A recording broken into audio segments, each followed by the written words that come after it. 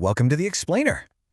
Okay, let's dive right into this. Right this very second, there's an incredible piece of machinery keeping you alive. Seriously, think about it. Every single tick of the clock, your heart is just working.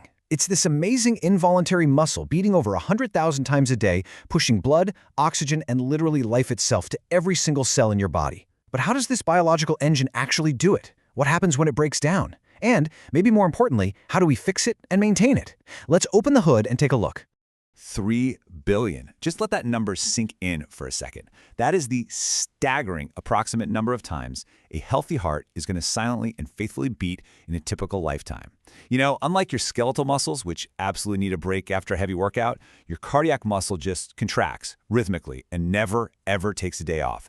Even when you're in the deepest sleep, it's working overtime to keep your circulation going.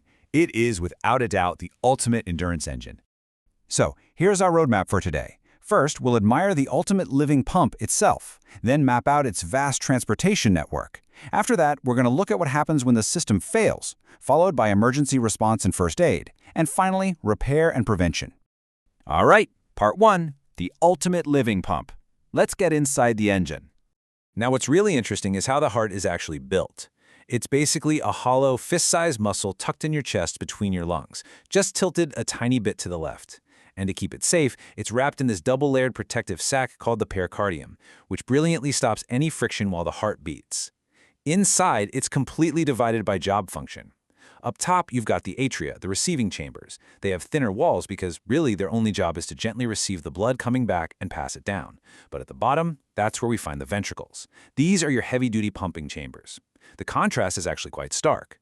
The left ventricle has the thickest muscular wall of the whole shebang, simply because it has to generate enough massive pressure to blast blood across your entire body, literally from your brain all the way down to your toes. And the pathway for all this blood is incredibly precise. Deoxygenated blood comes back into the right atrium, drops into the right ventricle, and gets pumped straight to the lungs to pick up oxygen. Then, that fresh, oxygen-rich blood returns to the left atrium, drops down into the left ventricle, and boom, it gets blasted out to the rest of the body. But here's the really brilliant part. To make sure blood only flows in one direction, the heart uses 4 one-way security doors: the tricuspid, pulmonary, mitral, and aortic valves. As the blood moves, these valves snap shut so there's absolutely no backflow. You know that familiar lub-dub sound you hear through a stethoscope? That is actually not the muscle squeezing, that is the distinct sound of those valves firmly snapping shut.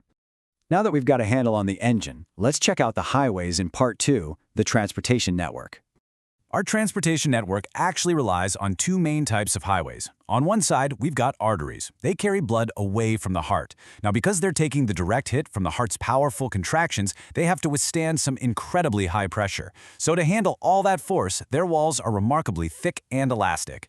On the flip side, we have veins, bringing blood back to the heart. The pressure here is way lower, so veins cleverly contain their own tiny built-in valves to stop gravity from pulling the blood backward. Plus, they actually rely on your body's everyday muscle movements to help manually push that blood back up. But what exactly is cruising down these highways? Well, blood isn't just some simple liquid. It's a complex, living tissue full of highly specialized workers. You've got your red blood cells using hemoglobin to carry that vital oxygen, white blood cells acting as your immune system's frontline soldiers to fight off infection, platelets are the emergency responders, forming clots whenever you need to stop bleeding, and plasma? That's the liquid transport medium carrying the whole crew, plus essential nutrients and hormones, all the way down to the capillaries. And capillaries are these vessels so extremely thin, literally just 1 cell thick, where oxygen is finally dropped off to fuel your body. Okay, we do need to shift to a more serious tone here for part 3, when the system fails. Because as marvelous as this machinery is, the consequences of a breakdown are severe. 7 million. That's the approximate number of people around the world who die from heart attacks every single year. Let that sink in. Cardiovascular disease remains the leading global killer, meaning the stakes for maintaining this system, they literally could not be higher. So the medical term for a heart attack is a myocardial infarction. Remember, the heart is a muscle, right? And just like every other muscle, it desperately needs a steady supply of oxygen. Ironically, the very engine responsible for pumping blood to the whole body can actually starve if its own supply lines, these dedicated blood vessels called coronary arteries, get completely blocked.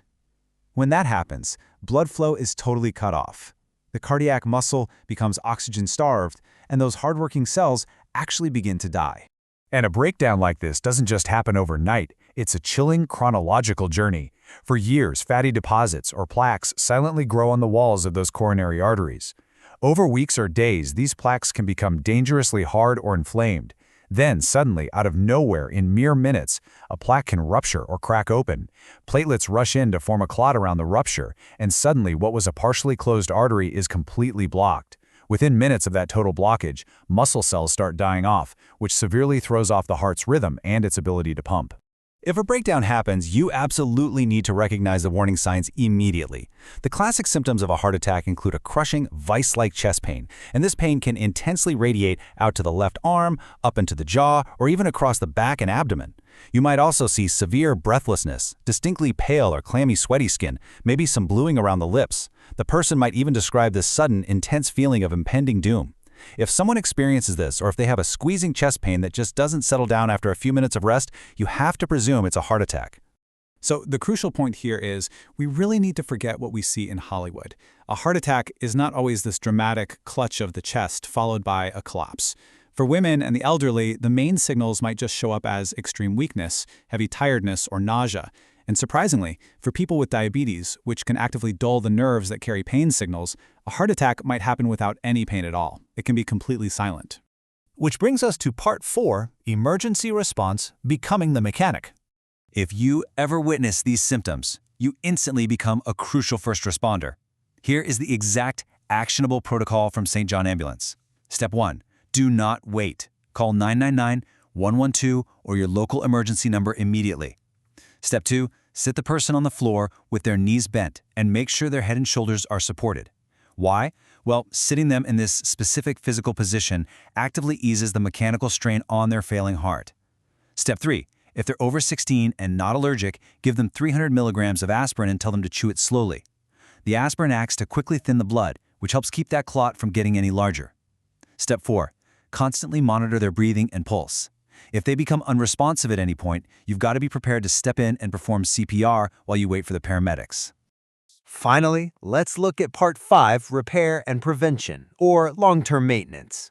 Once they get to the hospital, cardiologists deploy some truly high-tech interventions to save the engine. They'll use an electrocardiogram, an ECG, to measure the heart's electrical activity and pinpoint exactly where the blockage is. To fix it, they might do an angioplasty. Think of an angioplasty kind of like clearing a blocked pipe, but on a microscopic, life-saving scale. They literally inflate a tiny balloon inside the blocked artery to force it open. Frequently, they'll leave behind a stent, which is a small metal or polymer mesh tube, to hold that artery open permanently. For more extensive blockages, heart surgeons might perform a coronary artery bypass. That's where they take a piece of a healthy vessel from another part of the body and use it to completely reroute the blood flow right around the blocked highway.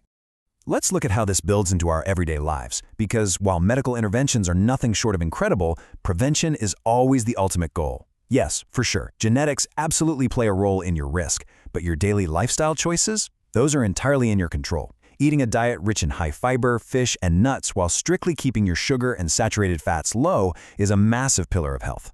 Regularly doing aerobic and strength training exercises, successfully managing your stress levels, and absolutely avoiding tobacco will keep those arteries clear. On the medical side, proactively managing your blood pressure and cholesterol keeps the entire transportation network running smoothly without any friction. We'll leave you with this thought today. Your heart is going to beat around 3 billion times in your life. It's going to work silently, faithfully, and without a single moment of rest just to keep you alive. Heart attacks might be a common global reality, but they absolutely do not have to be an inevitability for you. Based on what we explored today, what daily choices are you going to make to keep your biological engine running smoothly?